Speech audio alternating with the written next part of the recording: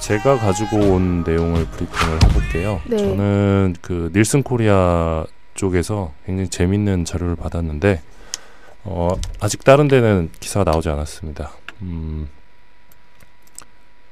대선을 포함해서 2달 동안의 시청률, 메인 뉴스 시청률 추이인데 일단 대선 당일날 TV조선 시청률 한번 봤어요.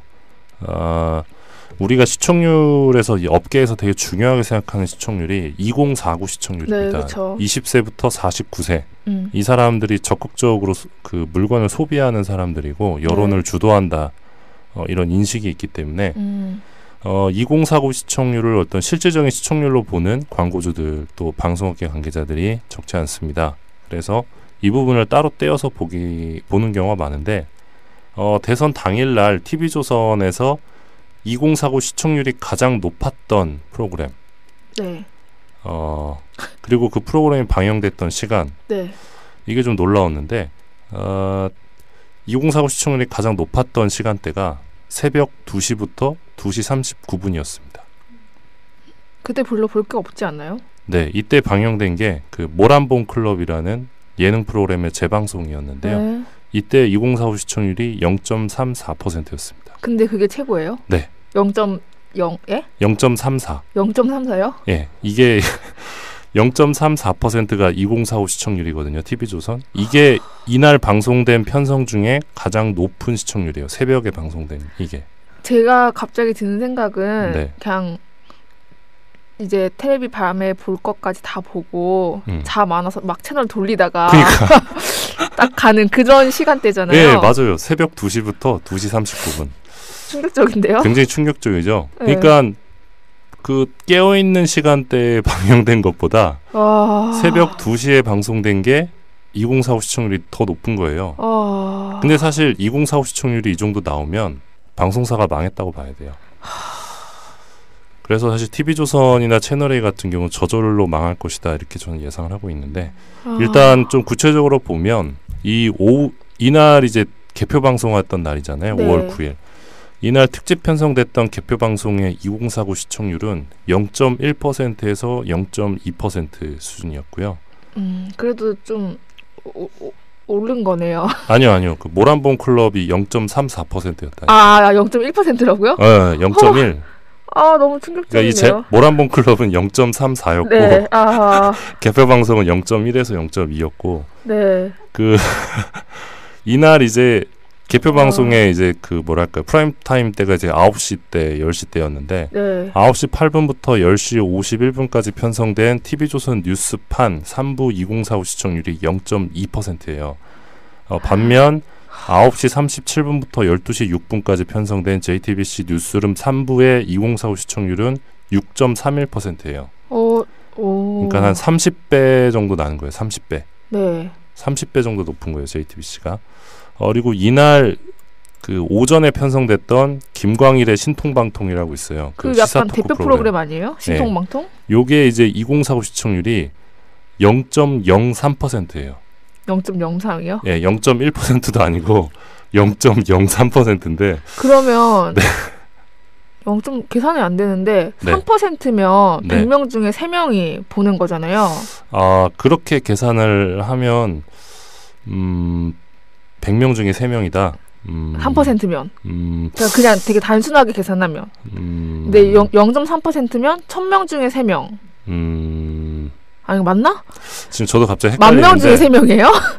헷갈리는데 0.03%다. 근데 이제 보통 2049 시청률이 이제 지상파 3사 같은 경우는 어떻게 나오냐면 네. 한 2에서 3%가 나와요. 2에서 3%가 나오는데 이거는 0.03%잖아요. 네. 그러니까 지상파랑 한 100배 차이가 난다고 보시면 돼요. 100배. 그러니까 한 2049 시청층이 100분의 1이다 지상파에. 그 사람들 지상파 아직 많이 보네요. 그러니까 근데 기본적으로 그 올드 미디어가 됐기 때문에 지상파가 네. 많이 떨어진 거거든요. 2045 시청률이. 네. 근데 김광일의 신통방통의 0.03%의 이 기록은 글쎄요. 거의 2049 시청층이 없다고 봐도 무방한 네, 그런 수치입니다. 네, MBN 같은 경우는 이날 가장 2049 시청률이 높았던 프로그램이 자정에 편성했던 특집 다큐인데 문재인 아니에요? 문재인 새 시대의 문을 열다 바로 맞아요, 요겁니다. 이때 누리꾼들이 이제 MBN 편성을 두고 이제 종편이 하루 만에 박비어천가에서 문비어천가로 돌아섰다 이렇게 비꼬기도 했는데 제가 요 얘기를 왜 드리냐면 이 18대 대선 박근혜가 당선됐던 18대 대선의 경우는 종편이 대선을 거치면서 비약적인 시청률 상승세를 기록을 합니다. 네. 그리고 이때 시사 토크 프로그램이 시사 토크 프로그램으로 재미를 봤어요, 종편이. 그리고 시청률도 많이 올랐었는데 이번에는 시청률이 오르지 않았어요. 그리고 오히려 하락세를 보였고 네.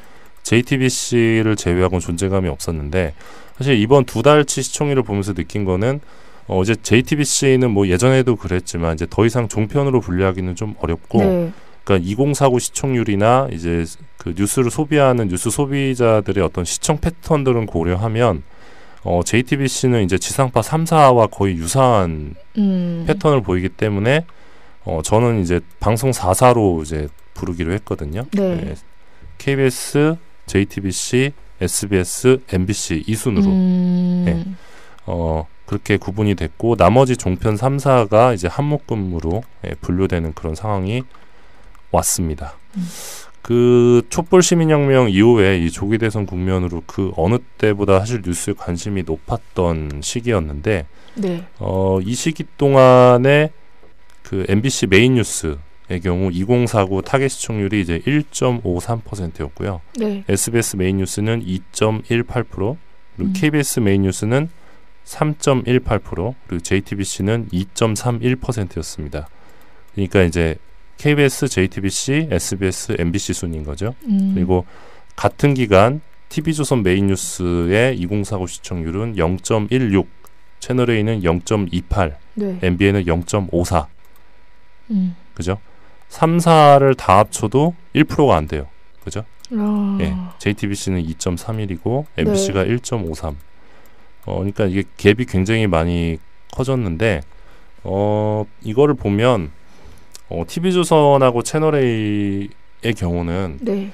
어떤 프로그램의 그 체질을 개선하지 않는 한 좀 네. 회생이 불가능한 상황이다. 이렇게 평가할 수 있어요. 그러니까 초반에 시사 토크 편성을 하면서 어떤 극우 세력의 그 입장을 충실히 대변하는 논조로 재미를 봤는데 네. 초반에 재미를 본 만큼 이제 중반 이제 들어서면서 되돌아온 거예요. 부메랑으로.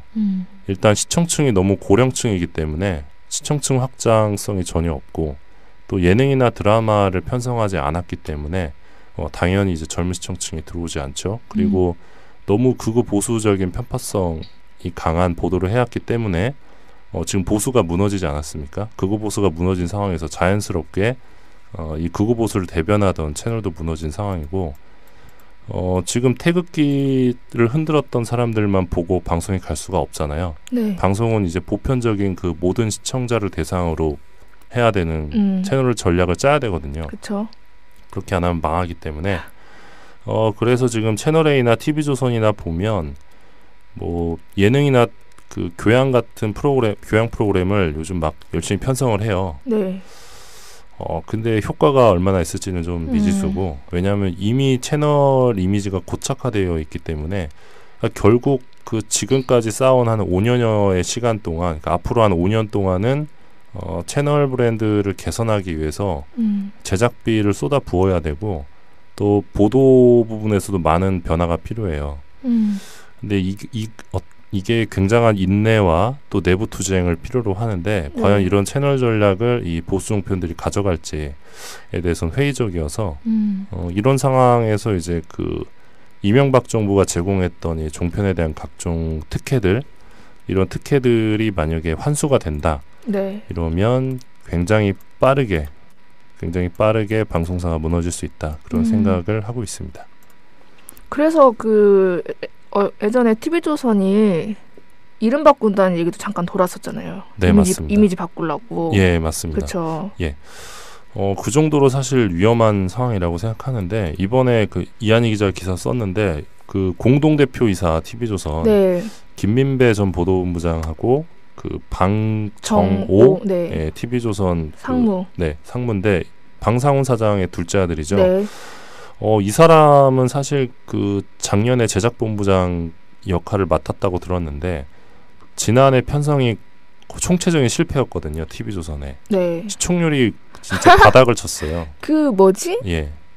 엄청 유명한 난 아이돌이 나오는 뭐 아이돌 대잔치? 그 시청률이 0.1%대도 안 됐다고 그래서 내부에서 비판이 많았다고 하더라고요. 그래서 작년 편성 실패에 대한 책임을 져야 되는 사람이 이번에 공동 대표이사가 되더라고요. 둘째 아드님. 네. 그리고 김민배 보도본부장의 경우는 그 우리가 익히 알고 있는 그 최악의 이 친박 편파 방송을 주도했던 보도본부장인데 이분을 또 대표이사로 승진을 시켜서 도대체 무슨 생각을 하고 있는 건지 잘 모르겠는데 아마 그렇게 생각할 수도 있을 것 같아요. 2000년대 중반에 네. 그 조선일보가 그 유료 부스나 발행 부스가 제일 높았거든요.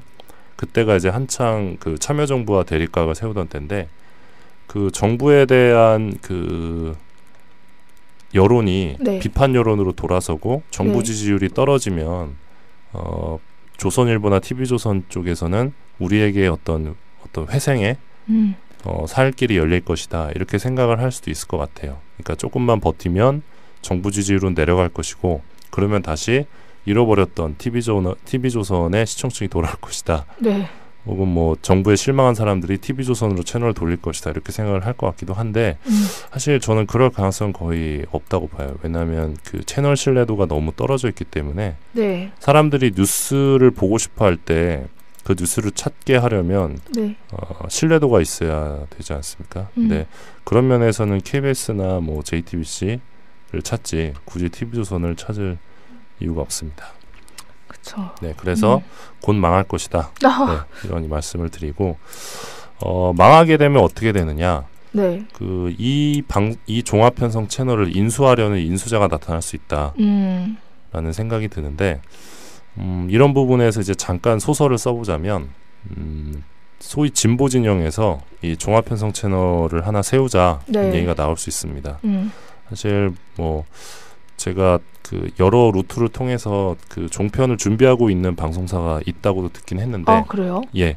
근데 아직 뭔가 이게 구체화되진 않아가지고 근데 지금 종편 하나 가져야 된다. 그러니까 소위 진보 종편을 만들어야 된다는 얘기가 있어요. 오마이뉴스랑 별개로. 네. 그러니까 JTBC 같은 경우는 사실 사주가 생각을 바꾸거나 또는 손석희가 JTBC를 그만두면 네. 그 모래성처럼 급격하게 무너질 수 있거든요. 채널 신뢰도나 모든 면에서. 네. 그래서 어떤 특정인에 의해 좌우되지 않는, 그러니까 계속 지속적으로 소위 진보 진영을 대변할 수 있는 그런 종합편성 채널 또는 보도 전문 채널을 문재인 정부 임기 내에 올려야 된다. 네. 뭐 그런 주장들이 있는 걸로 알고 있습니다. 그래서 뭐 그런 것들이 추가적으로 시간이 흐를수록 논의가 될 수 있고, 네, 그렇습니다. JTBC에 대해서 얘기를 한번 더 하고 싶은 게 있는데 네. 이번 19대 대선 개표 방송의 승자는 저는 JTBC라고 생각을 합니다. 그 이번에 굉장히 유의미한 지표를 하나 또 구했는데 시청률 말고 시청자 수로 보는 지표가 하나 있어요. 그러니까 시청률은 퍼센테이지인데 시청자 수는 이제 본 사람인 거죠. 아, 네. 예, 본 사람인데 요즘은 이제 개인 시청 패턴이 좀 늘어나서, 그러니까 거실 앞에서 사람들이 온 가족이 모여 앉아서 보는 것보다 그냥 혼자서 보는 패턴이 더 늘어났다는 거죠. 그래서 네. 가구 시청률보다는 개인 시청자 수로 시청률을 측정하는 것이 정확하다, 이런 내용이 여론조사 업계에서 나오고 있는데 이런 상황에서 지금 시범적으로 시청자 수 지표를 내고 있어요. 닐슨 코리아에서. 그래서 그걸 제가 받아봤는데 이것도 이제 저희만 쓴 기사인데요. 시청률 이제 닐슨 코리아에 따르면 이 개표 방송 당일 5월 9일 날 오후 6시부터 12시까지 이때 이제 개표 방송을 진행했잖아요. 네. 이 6시간 동안 개표 방송 평균 시청자 수, 그러니까 분당 1분당 몇 명이 받느냐인데 JTBC가 226만 6천 명이에요. 네. 많이 받네요. 네. 그리고 KBS가 222만 1,000명이에요. 그러니까 JTBC가 더 많네요. 예. 오. 근데 이게 최초예요. 그러니까 JTBC가 이 네. 시청자 수에서 KBS 1을 누른 게 이날이 최초거든요. 근데 많이 알려지지 않았더라고요. 한 4만 5천 명 정도 앞섰네요. 네. 그러니까 6시간 동안 개표 방송을 진행을 했는데 JTBC는 이제 1분당 226만 6천 명이 본 거고 KBS 1TV는 222만 1,000명을 본 거예요. 근데 네. 우리가 시청률로 집계를 하면 보통 이제 닐슨 코리아 유료 방송 가구 기준으로 보면 KBS 1TV 이제 메인 뉴스 같은 경우는 한 18% 정도 나오고 JTBC 같은 경우는 한 7% 8% 정도가 나와요. 그러면 엄청난 차이잖아요. 10% 차이 나잖아요. 네. 근데 이 시청자 수를 보니까 이날 개표 방송에서는 시청자 수에서 JTBC가 KBS보다 앞선 거죠. 그리고 2049 시청자 수가 또 따로 있어요. 2049 시청자 수의 경우는 JTBC가 분당 평균 124만 1,000명이에요. 네. 그리고 KBS 1TV는 58만 4천 명이에요. 그러니까 JTBC가 2049 시청자 수의 경우는 KBS 1TV보다 2배 이상 많은 거죠. 그리고 같은 시간대 MBC는 47만 4천 명인데 MBC랑은 거의 한 3배 가까이 격차가 있는 거죠. 그러니까 JTBC가 2049 시청자 수를 완전히 잡고 네. 있는 거예요. 이거는 굉장히 유의미한 대목이라고 저는 생각을 하는데 네. 일단 KBS 1TV가 고령 시청자층이 굉장히 많다라는 걸 증명하는 지표고 네. 또 KBS 1TV랑 MBC를 합친 것보다 JTBC의 2049 시청자 수가 더 많다는 의미거든요. 그만큼 이제 기존의 시청률로는 측정할 수 없는 그런 여론 영향력, JTBC의 네. 영향력 이런 거를 좀 보여주는 지표가 아닌가 예, 그런 생각이 듭니다. 재밌네요. 저만 재밌는 것 같습니다. 저는 이런 그 시청률이나 시청자 수 이런 게 재밌더라고요. 예. 네. 저만 재밌는 것 같은데 죄송합니다. 아니에요, 재밌습니다. 듣고 있었어요. 네, 사실 그 손석희 효과라고 생각을 하는데 네. 그날 광화문에 갔었는데 JTBC 스튜디오 부스에 뭐 자리가 없더라고요. 다들 그냥 JTBC만 보러 와가지고 손석희 사장만 찍고 있더라고요. 스마트폰으로. 근데 이제 그 뒤편에 MBC 스튜디오가 있었는데 네. 사람이 아무도 없는 거예요. 아, 진짜. 그러니까 진짜 놀랍게도 한 명도 없어요. 한 명도 없었어요? 예, 한 명도 없었어요. 불쌍하다 좀. 네, 좀 짠했는데. 아이고. 어쩔 수 없죠.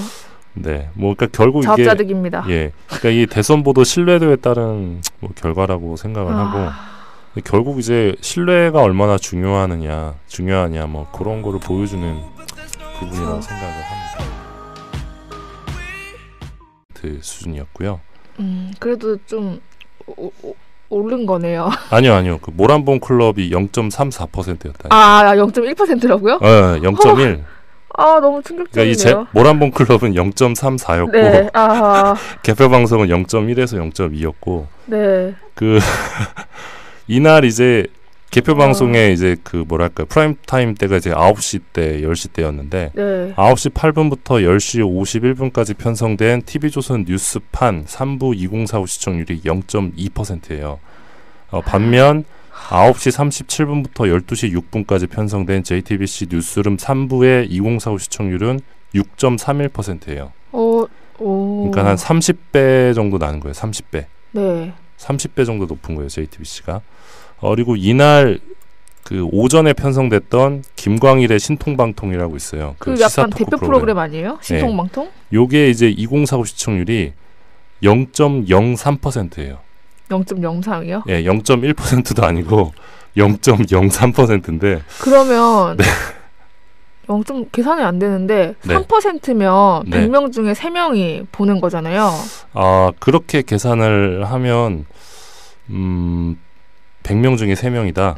3%면 그냥 되게 단순하게 계산하면 근데 0.3%면 1000명 중에 3명 아니 맞나?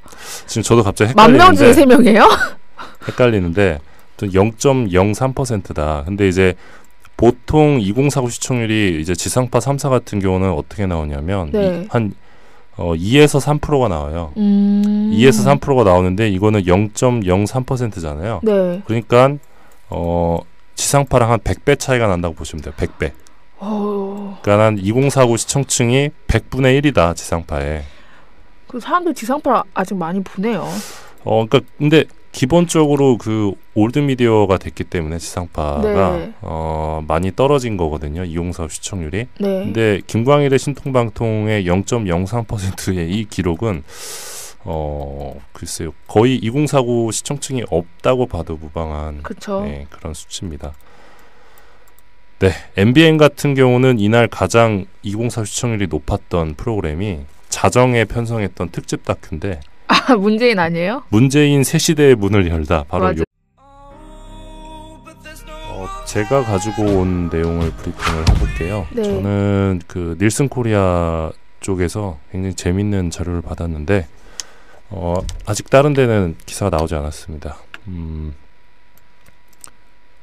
대선을 포함해서 2달 동안의 시청률, 메인 뉴스 시청률 추이인데 일단 대선 당일날 TV조선 시청률 한번 봤어요. 우리가 시청률에서 업계에서 되게 중요하게 생각하는 시청률이 2049 시청률입니다. 네, 20세부터 49세. 이 사람들이 적극적으로 그 물건을 소비하는 사람들이고 여론을 주도한다. 이런 인식이 있기 때문에 2049 시청률을 어떤 실질적인 시청률로 보는 광고주들 또 방송업계 관계자들이 적지 않습니다. 그래서 이 부분을 따로 떼어서 보는 경우가 많은데 대선 당일날 TV조선에서 2049 시청률이 가장 높았던 프로그램. 네. 그리고 그 프로그램이 방영됐던 시간. 네. 이게 좀 놀라웠는데 2049 시청률이 가장 높았던 시간대가 새벽 2시부터 2시 39분이었습니다. 그때 별로 볼 게 없지 않나요? 네, 이때 방영된 게 그 모란봉 클럽이라는 예능 프로그램의 재방송이었는데요. 네. 이때 2045 시청률이 0.34%였습니다. 근데 그게 최고예요? 네. 0.0 예? 0.34. 0.34요? 예. 이게 0.34%가 2045 시청률이거든요. TV조선. 이게 이날 방송된 편성 중에 가장 높은 시청률이에요. 새벽에 방송된 이게. 제가 갑자기 드는 생각은 네. 그냥 이제 텔레비 밤에 볼 것까지 다 보고 잠 안 와서 막 채널 돌리다가 그러니까. 딱 가는 그런 시간대잖아요. 네, 맞아요. 새벽 2시부터 2시 39분. 충격적인데요? 굉장히 충격적이죠. 네. 그러니까 그 깨어있는 시간대에 방영된 것보다 새벽 2시에 방송된 게 2045 시청률이 더 높은 거예요. 근데 사실 2045 시청률이 이 정도 나오면 방송사가 망했다고 봐야 돼요. 그래서 사실 TV조선이나 채널A 같은 경우는 저절로 망할 것이다 이렇게 저는 예상을 하고 있는데 일단 좀 구체적으로 보면 이날 이제 개표 방송했던 날이잖아요. 네. 5월 9일. 이날 특집 편성됐던 개표 방송의 2049 시청률은 0.1%에서 0.2%입니다. 이때 누리꾼들이 이제 MBN 편성을 두고 이제 종편이 하루 만에 박비어천가에서 문비어천가로 돌아섰다 이렇게 비꼬기도 했는데 제가 요 얘기를 왜 드리냐면 이 18대 대선 박근혜가 당선됐던 18대 대선의 경우는 종편이 대선을 거치면서 비약적인 시청률 상승세를 기록을 합니다. 네. 그리고 이때 시사 토크 프로그램이 시사 토크 프로그램으로 재미를 봤어요. 종편이. 그리고 시청률도 많이 올랐었는데 이번에는 시청률이 오르지 않았어요. 그리고 오히려 하락세를 보였고 네. JTBC를 제외하고는 존재감이 없었는데 사실 이번 2달치 시청률을 보면서 느낀 거는 이제 JTBC는 뭐 예전에도 그랬지만 이제 더 이상 종편으로 분류하기는 좀 어렵고 네.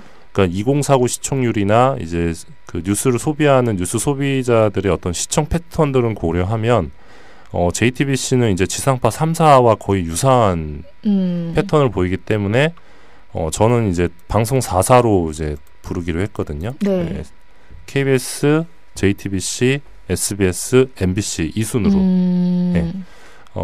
그렇게 구분이 됐고 나머지 종편 3사가 이제 한묶음으로